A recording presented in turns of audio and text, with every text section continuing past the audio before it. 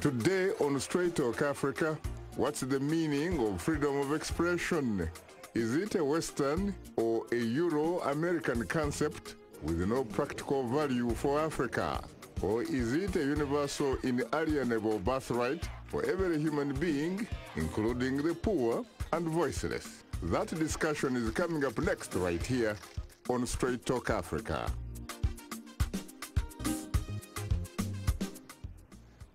Hello, welcome to Straight Talk Africa, live from the Voice of America headquarters here in Washington.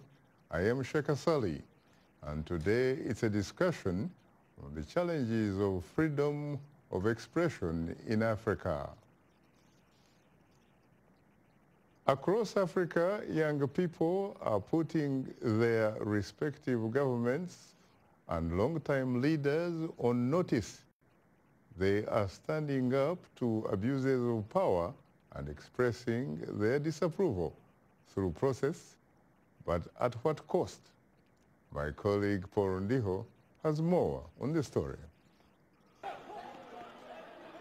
In its annual report, Human Rights Watch says violent government crackdowns against dissent shaped Africa's human rights landscape in 2018. Government leaders often bullied peaceful protesters, political opponents, human rights defenders, and civil society organizations, while suppressing freedoms of citizens, and in some cases, killings. For example, in the wake of violent protests over massive fuel price hikes in Zimbabwe, the government imposed unlawful restrictions and bans on peaceful protests. The reports of serious human rights abuses, including beatings, abductions, torture, and the involvement of ZANU-PF, the ruling ZANU-PF party groups, in beating up people in the high-density suburbs around Harare. Throughout the region, people were denied their right to peacefully protest through unlawful bans, use of excessive force, harassment, and arbitrary arrests. The right to freedom of assembly was the exception rather than the rule, as young people advocated for democratic values. Doug Ferry, a Zimbabwean rights activist, says that democracy cannot just be about the majority towards those who did not vote for the ruling party. In terms of democracy, what's important is the balance of power, the institutions. Do we have strong institutions? What can the elected officials get away with? If the executive does something blatantly bad, can the parliament hold them to account and pull them up short? In Sudan, demonstrations are calling for President Omar al-Bashir to step down continue. The armed government protests first erupted in mid-December over inflation and soaring food and fuel prices. Human Rights Watch says that the protection of democratic values, self-determination, and freedoms are being challenged every day. If you're an autocrat, it's very convenient to violate human rights. It's the way you stay in power. It's the way you fill up your bank account. It's the way you pay off your cronies. So there are reasons why governments want to violate human rights. Attacks on freedom of speech are seemingly at an all-time high as democracy is continuously being challenged instead of being perfected, according to Vanda Feller-Brown, a senior fellow on foreign policy at Brookings Institute, a Washington, D.C.-based non-profit organization devoted to independent research and policy solutions. Having an informed public requires freedom of media, freedom of speech, but it also requires access to media and assets, and it requires that people have the physical space to concentrate on something other than their survival. Vanda says in some African countries you have long-time leaders exploiting ambiguities in the law to extend their terms in office, while simultaneously undermining the nation's constitution. Elections, regular elections, with defined time frames, whether it's 4 years or 5 years, are a crucial facet of a democracy. And I would say presidential term limits are a crucial facet of democracy. And it's something that's very much contested around the world, certainly throughout Africa. there has been a lot of movement to abolish the term limits and change constitutions. As some African administrations clamped down on dissenters, they became more emboldened to attack traditional media and social media too, including blocking the internet and text messaging services. Paul Ndiho, VOA News, Washington. Thanks, Paul, for that interesting report. Joining us here in the studio are three distinguished guests. John Tamin, Director of Africa Programs at Freedom House. Tundu Lissu, Chadema Opposition Member of Parliament in the Tanzanian Parliament, of course, and Wilson Masiringi, the Tanzanian Ambassador to the United States. And last but not least, Robert Chagulanyi, also known as Bobby Wine, an opposition Ugandan Member of Parliament. He joins us live via Skype from the Ugandan capital of Kampala. Well, gentlemen, I regret to say, of course, that there is no female on this show today. I would like to say, frankly, that I am profoundly honored and exceedingly humbled to have the opportunity to host the four of you today on Straight Talk Africa. Thank you. Thanks for having us. Thank you so much, Shaka. You're most welcome. Let me come to you immediately, John. I would like you to do us a favor and walk us through some basics, really just like politics 101. First of all, when we talk about freedom of expression, really, what are we talking about here? We're talking about basic rights that are enshrined in the Universal Declaration of Human Rights for individuals to express themselves without fear of any sort of punishment, without fear of any sort of reprisal. And that may be political expression, or that may be other forms of expression as well. Let me add to that, I think one of the growing areas of freedom of expression is online. And this is a concern globally and a concern in many parts of Africa as well, especially with governments trying to limit space online. And we're seeing some internet and social media shutdowns literally as we speak. That's one particular growing area. But really, when we're talking about freedom of expression, we're talking about across the board, be it political expression or expression in terms of how one lives his or her life, or any other form of expression. And that's something that we at Freedom House pay close attention to when we are looking at countries and doing our annual evaluations of how countries perform in terms of both civil liberties and political rights. But John, when you're talking about online, really, aren't we probably narrowing it to the elite, really, in Africa? No, I don't think so. I think there's plenty of data that shows that increasingly large segments of the African population are online. Now, those populations are more concentrated in urban areas, but online access is really spreading. And you look at some of the protests that are happening in several countries, look particularly at Zimbabwe right now, at Sudan right now, at Democratic Republic of the Congo in recent months. All of those protests have had a strong social online factor to them, social media factor to them.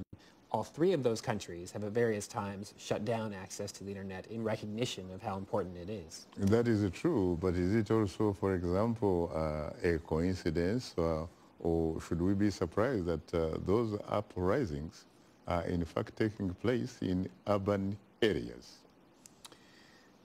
They are to some extent, but not completely. You look at what's happening in Sudan right now. Those protests are happening outside of Khartoum. They're happening in urbanized areas, but in a dozen or more urbanized areas throughout the country, and that's different than some of the protests that have happened in Sudan over the years, which have been concentrated in Khartoum.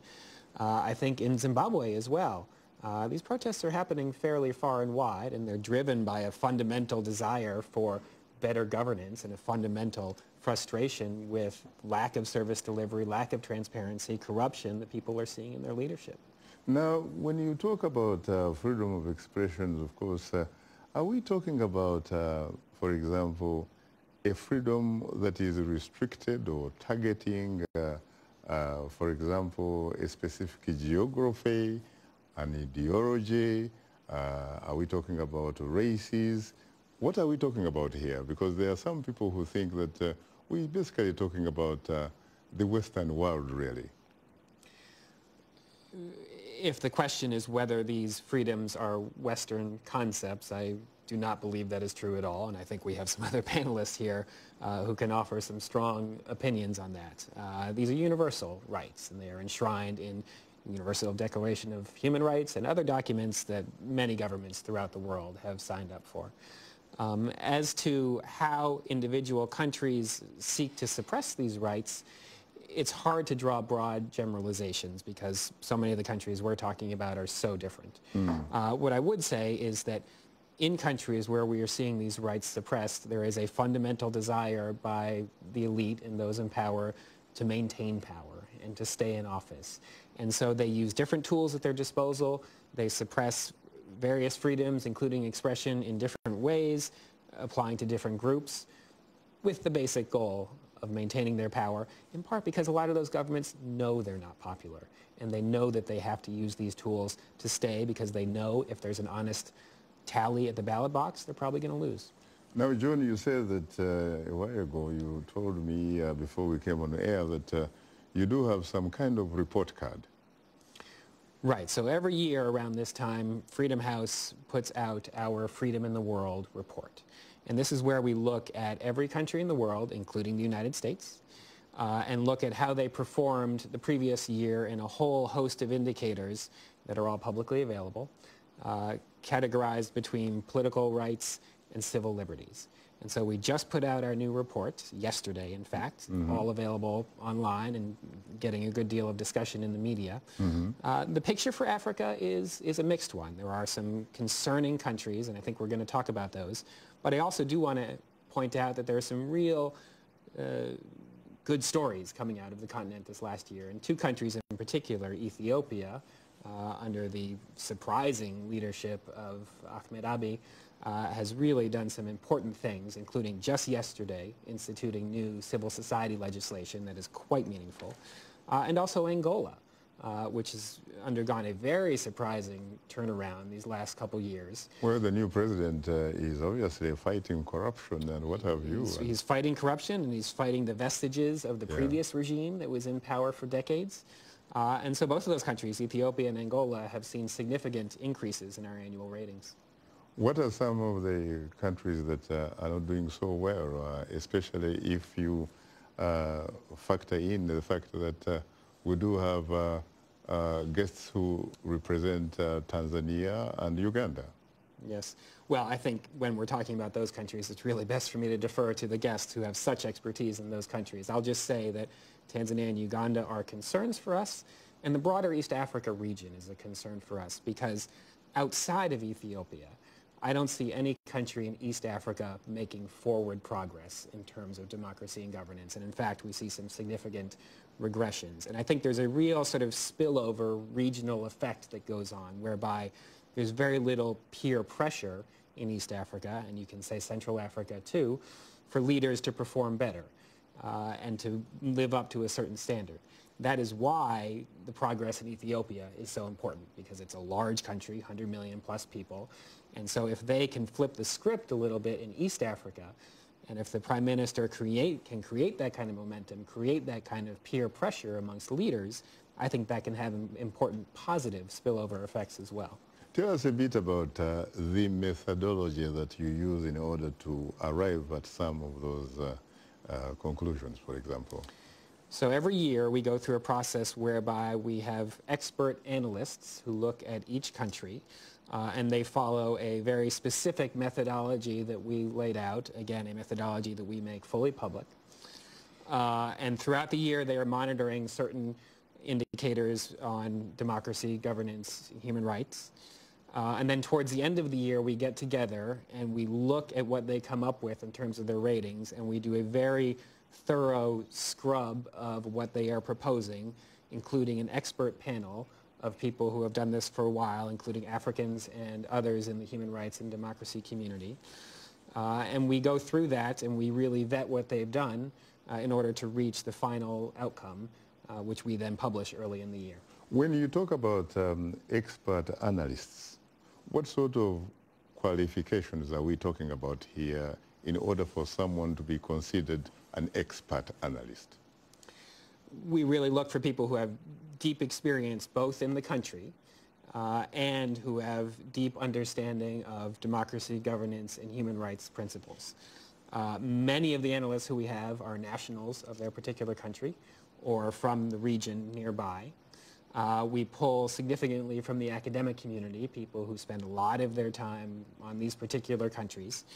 And then when we get together this advisory group that looks at all the data and really scrubs to make sure that everything is as it should be, that's a mix of both Africans and others who have done this for Freedom House for a while, who really know the methodology very well, but also have broad regional expertise too. Very interesting. Bobby Wine, are you there? Oh. Are you there? Are you listening? Yes, yes. What about from your vantage point in Uganda? How are we doing when it comes to freedom of expression?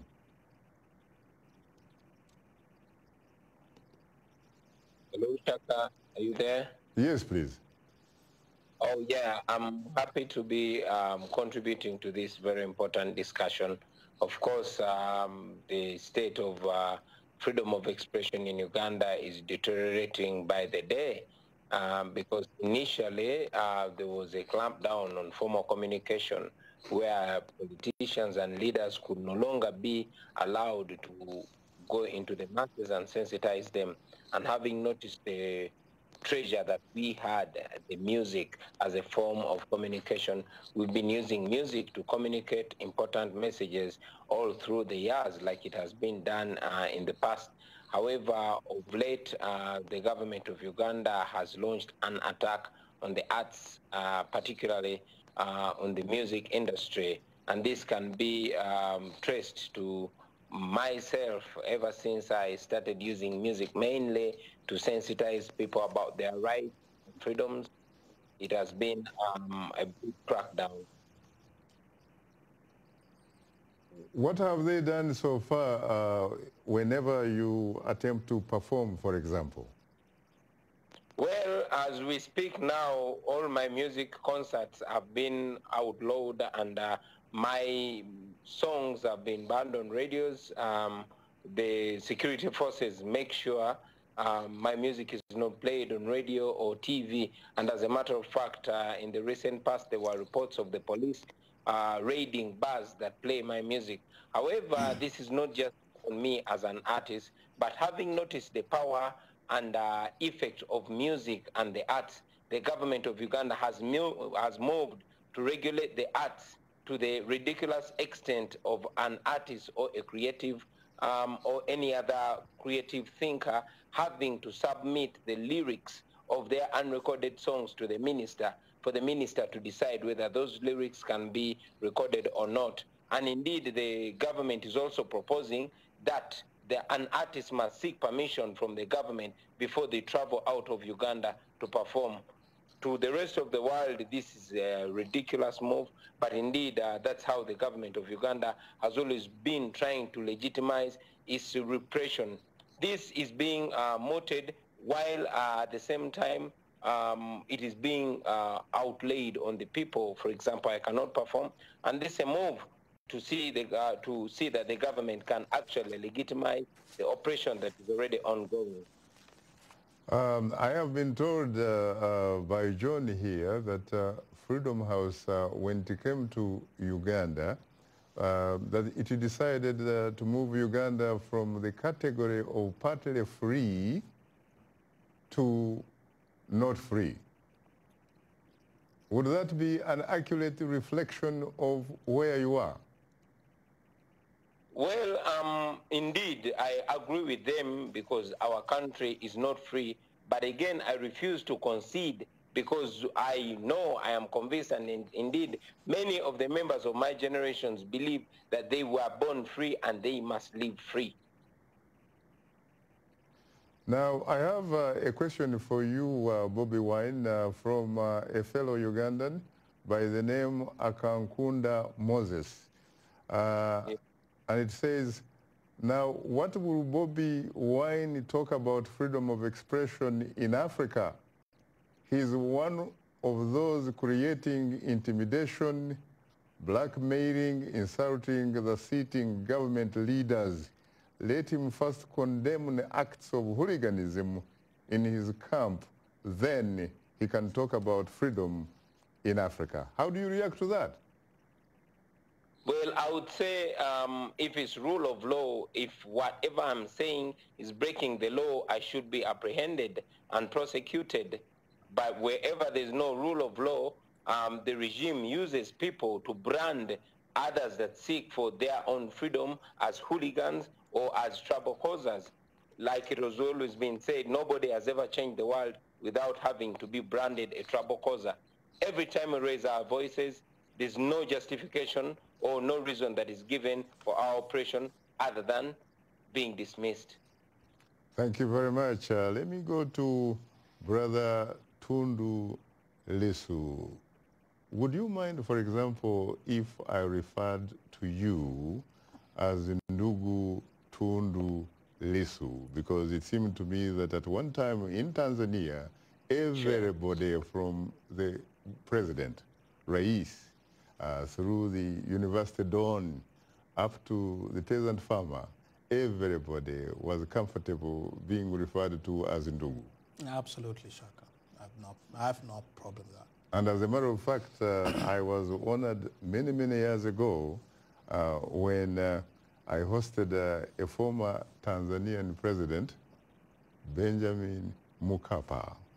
When I asked him if it was okay with him, if I could actually refer to him as Ndugu Rais, meaning brother president, he did not have any problems.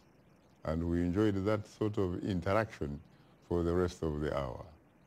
Now, what about the status of freedom, Ndugu Tundu Lissu? Because you are probably here precisely because there was a problem with freedom of expression in Tanzania. The state of freedom of expression in Tanzania has taken a dramatic turn for the worse in the past 3 years. We have always had limitations, very serious limitations on fundamental rights and freedoms in Tanzania. Even though we got our Bill of Rights in 1984, after almost quarter century of having a constitution that did not recognize human rights during the first more than 2 decades of independence. But after 1984, we got a Bill of Rights in our constitution, but it contained very serious limitations on the exercise of various freedoms. You know, for example, we are talking of freedom of expression. And our constitution is very clear that every person is entitled to freedom of expression. But hand in hand with that constitutional provision, we have always had laws that which made the right to free expression almost useless. For example, since 1953, we have had sedition provisions in our criminal statutes. Now, sedition is a classic offense against free speech. And the reason it was enacted in 1953 was the colonial state, the British colonial state, was getting ready legally, legislatively, to deal with the nationalist movement that was then emerging. So it is, the year is very important. 1953 is 1 year before the nationalist movement, TANU, was born. And for those who may not know our history very well, the first convict of the sedition provisions in our statute was a person known as Julius Kambarage Nyerere, who was the president of Tanganyika African National Union, and two other persons. One is Rashid Bagdele, who was the editor of a newspaper called Afrika, and another one was Robert Makange, who was an editor of a newspaper called Sauti ya Tanu. So the first people to be convicted of sedition, of this offense against free speech, Baba wa Taifa, Mwalimu Nyerere, and those two persons I've just named. After independence, one would have expected that this colonial statute, which criminalized free speech, would go in the way of the colonial state, into the dustbin of history. But it was retained, and it has been retained to date. So, as we speak, a member of parliament like myself, I'm faced with 8 criminal cases back home, and all of them have to do with the offenses of sedition, of saying things that the powers that be do not like. Very interesting. And I've just given my story, but as we speak, the national chairman of my party, the largest opposition party in Tanzania, the leader of the official opposition in parliament, Honorable Freeman Mbowe, and another MP is in prison. Charged with what? Charged with sedition. I see. With making statements in an electoral campaign meeting which are offensive of these sedition provisions in our law. We'll come to that Yes. a little bit later. What I wanted to say was, we have seen a dramatic about time for the worse when we speak of freedom of expression in Tanzania. How do you react to that, Ambassador Masirinji? Thank you, my brother Shaka Sali. First of all, I would like to thank you for inviting me to this very important Straight Talk Africa program. We would like to also point out which I've been following for quite some time, and I'm glad to meet you. Be my guest. We would like also, for example, to thank you so much. Thank you so much. Thank you so much. For getting out of your busy schedule in order to come here and participate in today's program. I will quickly react. Thank you so much. I will quickly react to both panelists here statements. Starting with George. I commend him for admitting that he knows very little about Tanzania.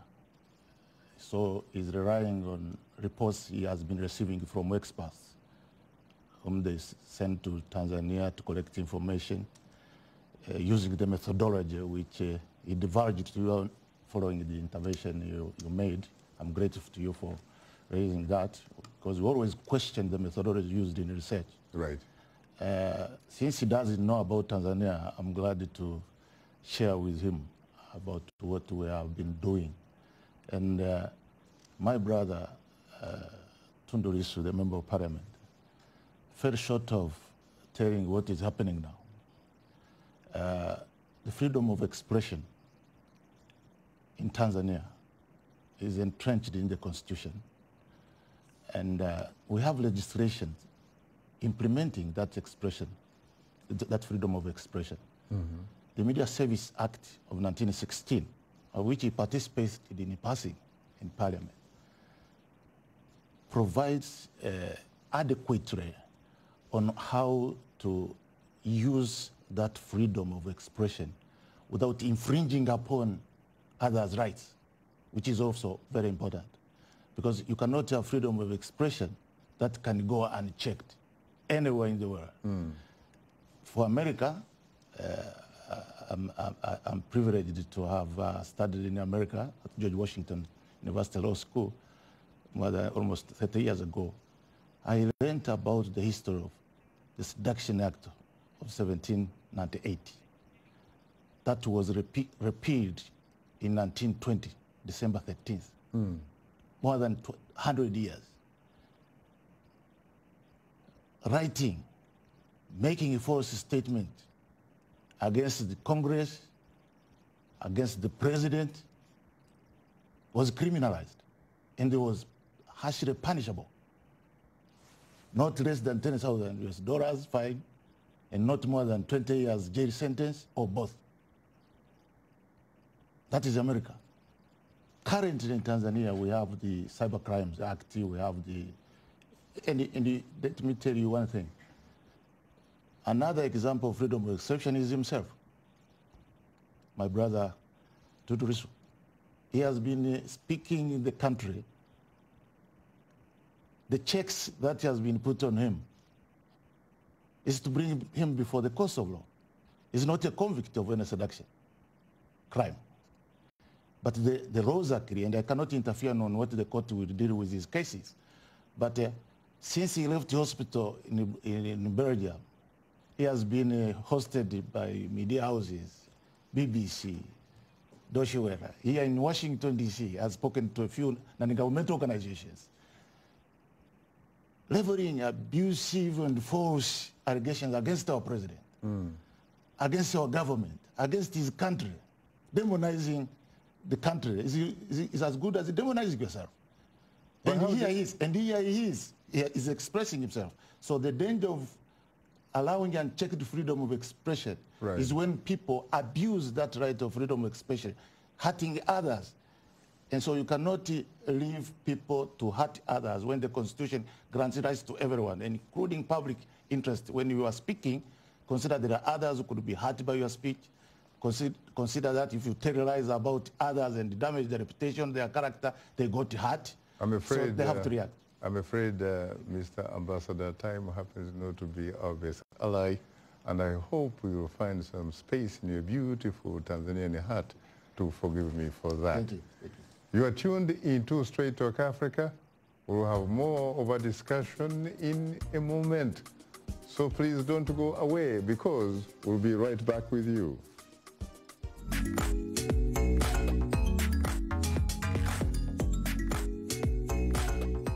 Voices, we're talking about the news and issues you're talking about, sharing stories of development and growth across Africa, around the world, and in our lives. Topics that inform, empower, and change the rules. It's time for Our Voices with me, Haiti Adams Fitzpatrick, and Hadiza Kiari, and Ayan Bior, and Orion Itangi Shaka. It's time for Our Voices.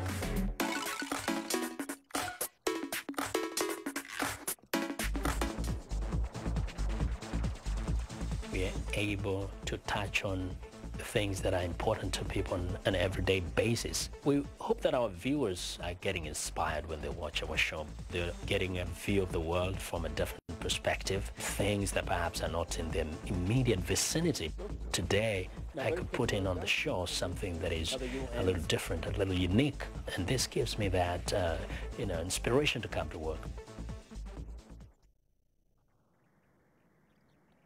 A reminder that we appreciate all of the audience feedback. Straight Talk Africa streams live on Facebook, and you can also watch us live on your mobile phone. Just download the VOA mobile app. Now let's look at what's on tap for next week's program.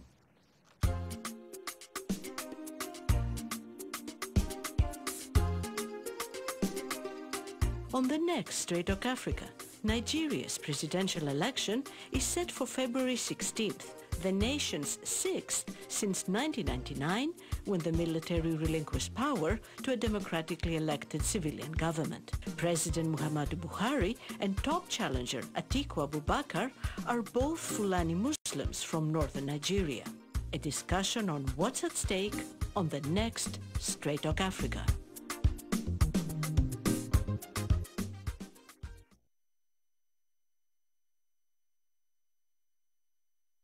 Africa.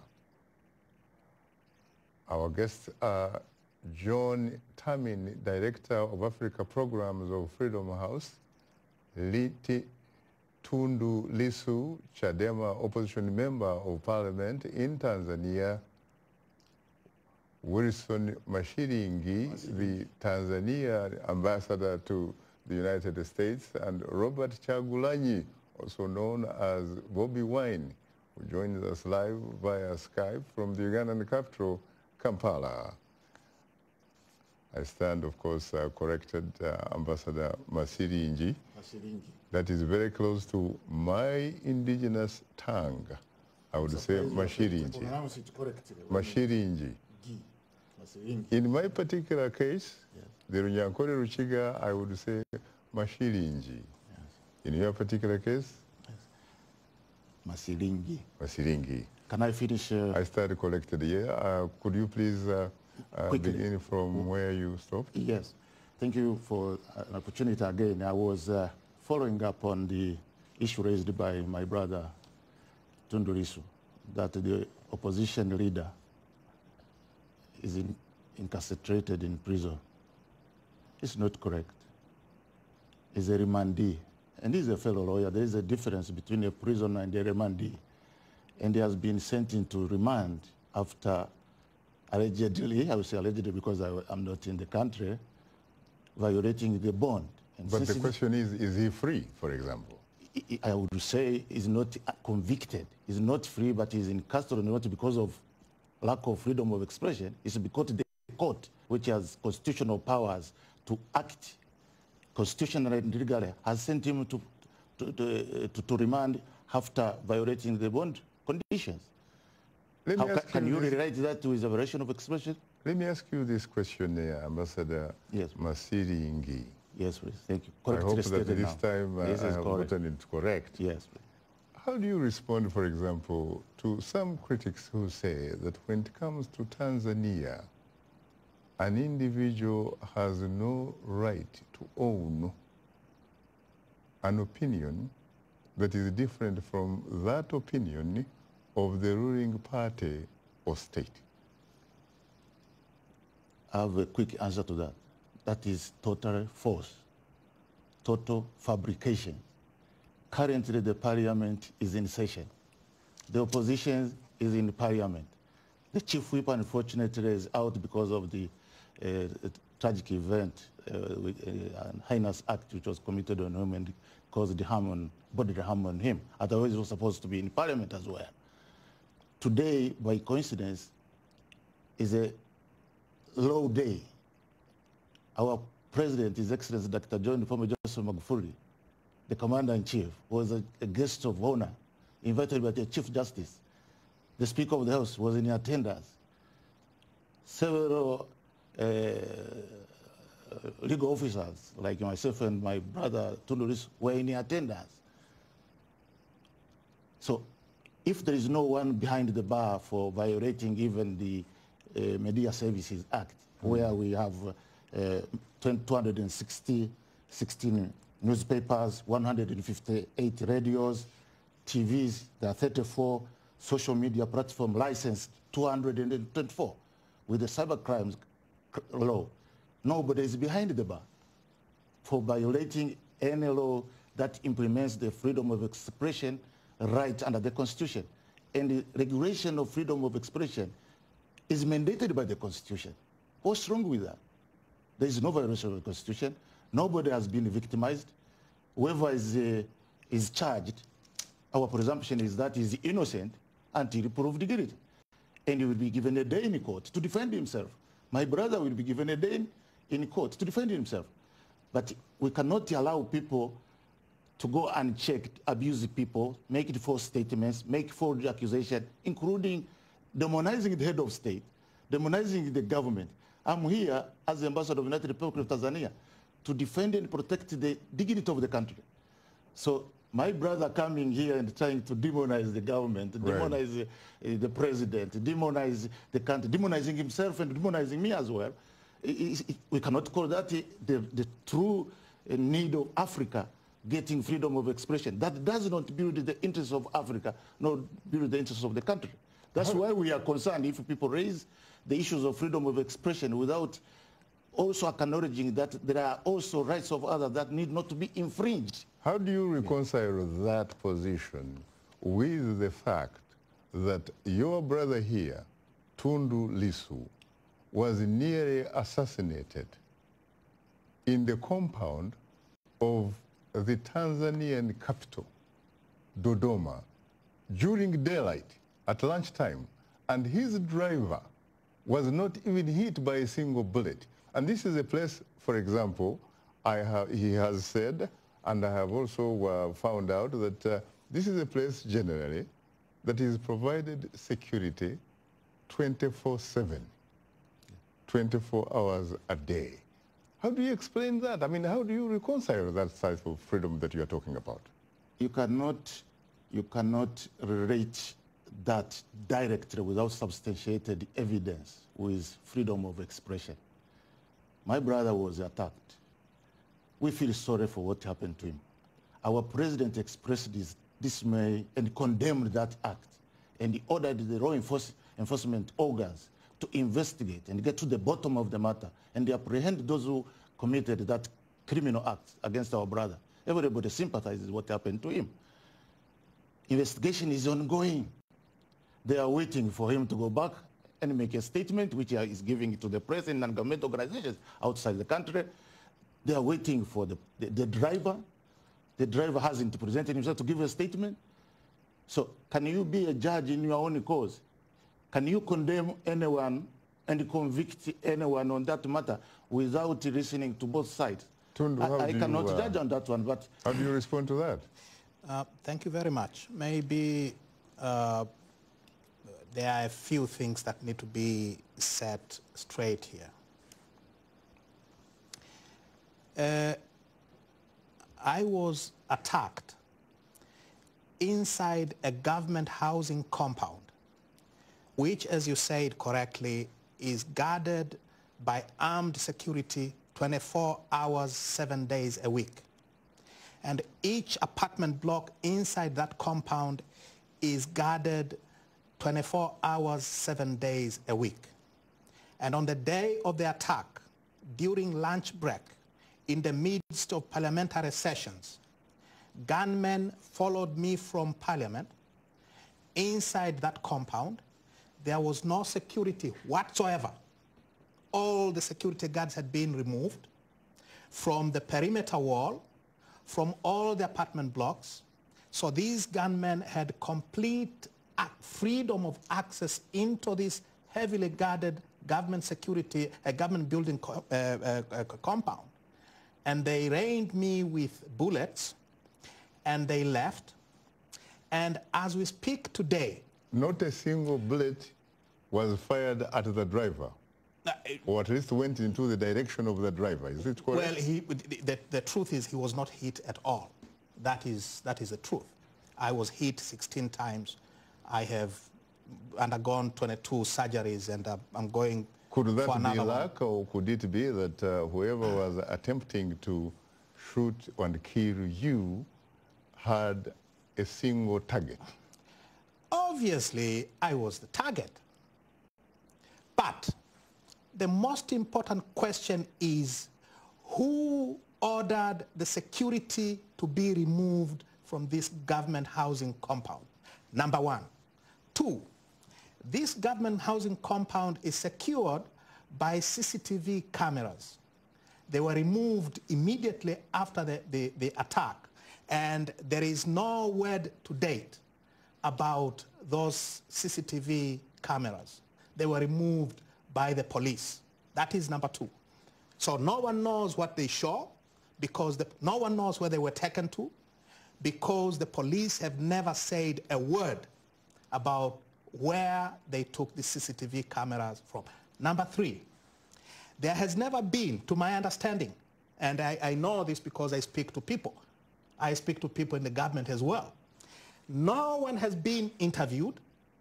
My neighbors, I lived in the same building with the Minister for Energy, Medad Kalemani, with the Permanent Secretary in the Ministry of Local Government, with the former Health Minister, Haji Mponda. Not a single one of my neighbors has been interviewed by the police. None of the people who took me to the hospital, my housemaid and the housemaid of the deputy speaker, when I was shot, they also shot all the cars that were, in the driveway. The tires were all flattened. So I was taken to hospital by the housemaid of the speaker and my housemaid as well. None of them has been interviewed. I was in Nairobi together with my driver for 4 months. And during those 4 months, the Tanzanian police force they sent a request to me through my brother who is my lawyer as well, that they would like to come to Nairobi to interview me and my driver. And we said, please come. They never showed up. So, and of course, after I was transferred to Belgium, now the excuse has become, we are waiting for Mr. Lissu to return and the driver so that they can be interviewed. But, Mr. Shaka, with all due respect to my senior brother here, a very senior lawyer in Tanzania, in Tanzania there is a law.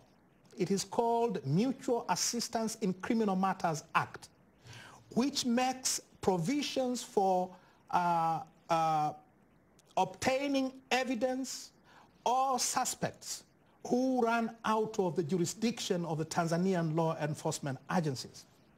So there is a law which would have allowed Tanzanian law enforcement agencies to come to Nairobi to take evidence from me and my driver.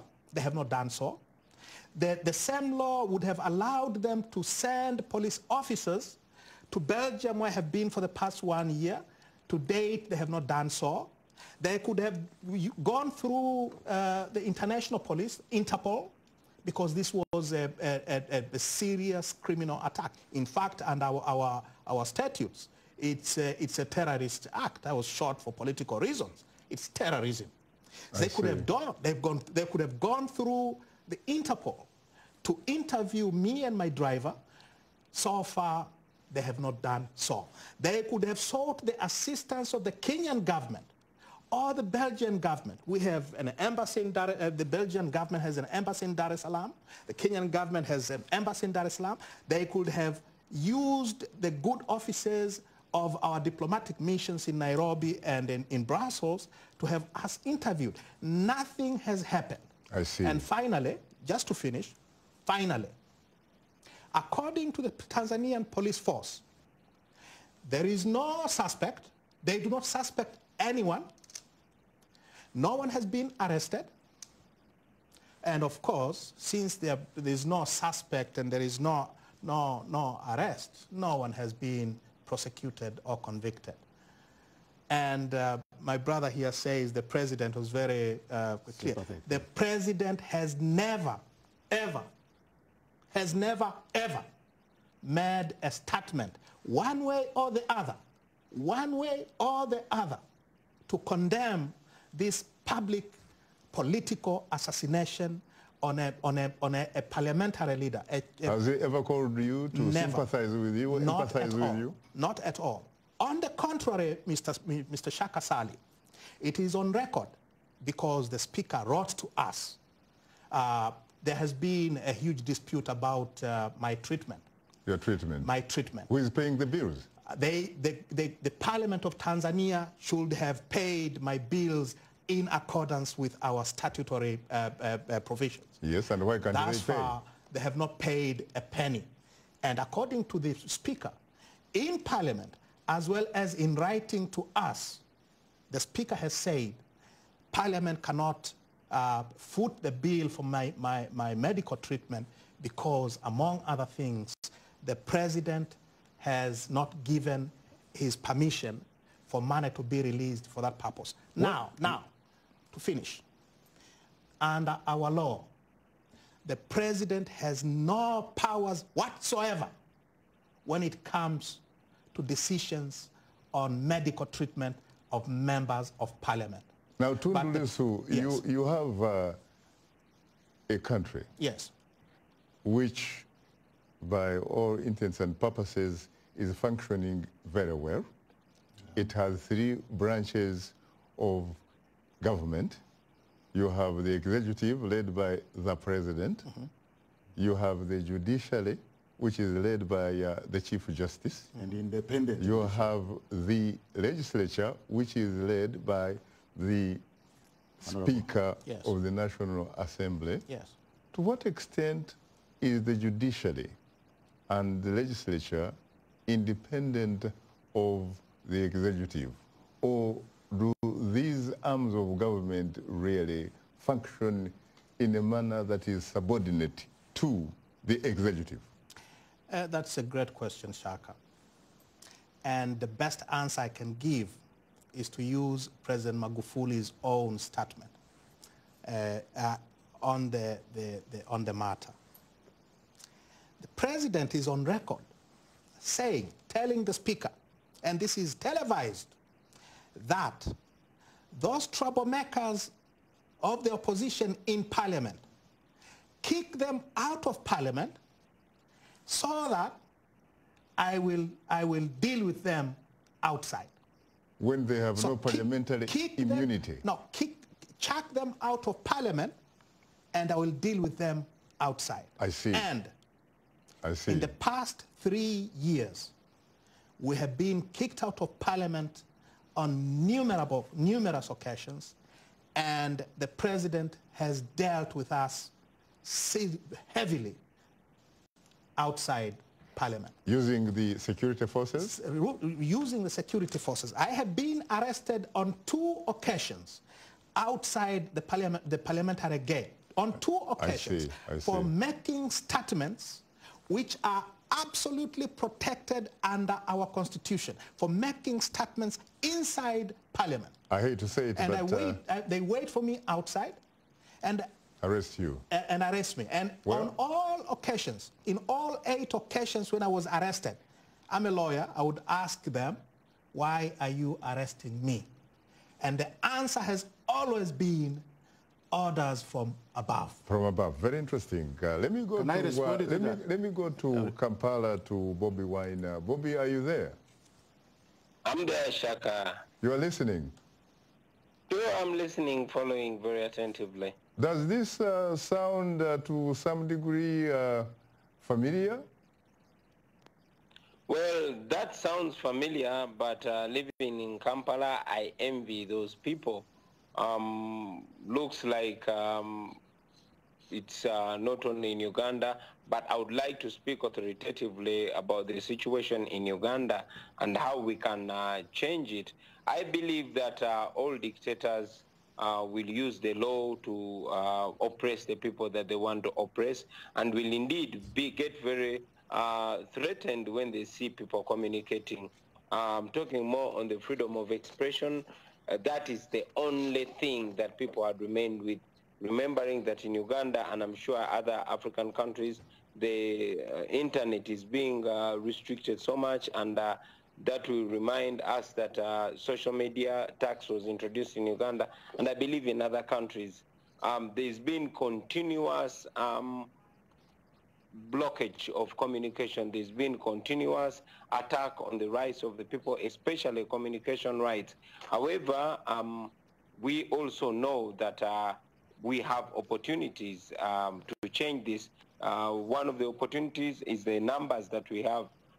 Here in Uganda, we are getting people ready to change this because we know we can change it. It will really be unfair for me to talk about the problem and not its solution. I don't know what's happening with our brothers outside there in Africa, but in Uganda, we intend to end all this oppression in 2021. That's why we're calling upon all people in Uganda, especially the young people, to be decisive, to get involved in acquiring the change that we've always been looking for, getting involved and coming out to vote against this injustice, against this oppression, and changing our country once and for all. Probably this will be a precedent for the rest of Africa.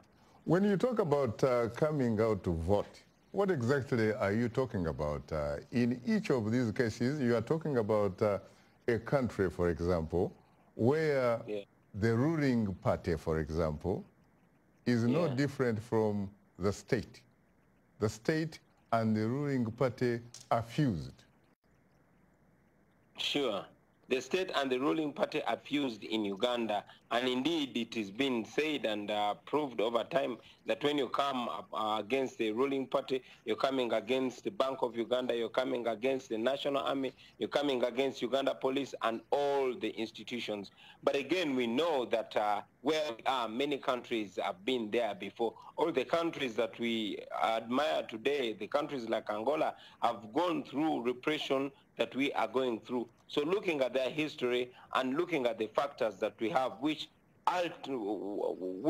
favor us in all ways, we believe that we're going to be able to change it. So the coming together that I'm talking about is the calling upon all Ugandans. Right now, we are having a campaign called Get Your National ID. We're getting all people in Uganda, and indeed, if other countries in Africa could pick a leaf from what we're doing, they'll be able to change their plight. Here in Uganda, we're going to change it in 2021, and indeed, we are putting President Museveni on notice that we are putting an end to the Museveni dictatorship in 2021. I see. John, it looks like here we're talking about situations really where democracy perhaps cannot possibly be defined in the manner that a former great American president, Abraham Lincoln, would have characterized it, which would be a government of the people, by the people, for the people. But that perhaps, in fact, we are looking at a new definition of a government of some people, by some people, for some people. How do you react to that? I think that's true in certain circumstances, and that's where some of the grassroots movements that are resisting that kind of logic are so important. You look at the recent elections in the Democratic Republic of the Congo, which were quite disappointing, and it seems like the outcome is not the legitimate outcome. But there are remarkable movements, particularly youth movements, who are really pushing against that kind of a logic and trying to move the country towards more legitimate elections. And I think you'll see Honorable Bobby Wine in particular leading that kind of an effort as well. So there is that logic in some countries, and it's not just limited to Africa. But I think there's strong and really growing resistance to that. That's what we see on the streets of Sudan and Zimbabwe today. Masiringi, Ambassador Masiringi, how do you respond, for example, to someone who will say that in Tanzania, there are no citizens, but subjects? Citizens meaning owing allegiance to the state and therefore having a constitutional right. But in this particular case, subjects because basically they owe allegiance to an individual authority and therefore in return receive some privileges. The answer is that's absolutely false statement with regard to Tanzania. And my brother Tundu Lissu will agree with me. Could you please wrap it up, because time is not our best ally? I appreciate your time. Tanzania is a democratically governed country that respects human rights and the rule of law. There are citizens, not subjects. Unfortunately, on that note, our guests today were John Tamin, Tundu Lissu, Ambassador Wilson Masiringi, and Robert Chagulanyi, also known as Bobby Wine, who joined us from Kampala. Thanks to our audience for tuning into Straight Talk Africa. In the meantime, get better, not bitter Africa, and please remember to keep the African hopes alive.